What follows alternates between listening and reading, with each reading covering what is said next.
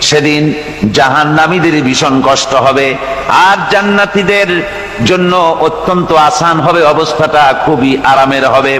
নবীজি বলেন, এক ফরজ নামাজ, এক ওয়াক্ত ফরজ নামাজ আদায় করতে যে সময়টুকুন লাগে, কিয়ামতের মাঠের এই সময়, এত বড় বিরাট লম্বা সময়, জান্নাতীদের জন্য এরকম হালকা হয়ে যাবে। সুবহানাল্লাহ। হযরত আবু সাঈদ খুদরী রাদিয়াল্লাহু তাআলা আনহু হাদিস কেন বর্ণনা করেছেন, এক ওয়াক্ত নামাজ, একটা ফরজ নামাজ পড়তে যতটুকুন সময় লাগে, এতটুকুন সময়ের ভেতরে জান্নাতীদের কারবার শেষ হয়ে যাবে। সুবহানাল্লাহ বিহামদি। আর ওদের কারবার তো শেষই হবে না। وَيَوْمَ تَشَقَّقُ السَّمَاءُ بِالْغَمَامِ وَنُزِّلَ الْمَلَائِكَةُ تَنزِيلًا। ওরা ফেরেশতা দেখতে চায়। সেদিন আসমান সমূহ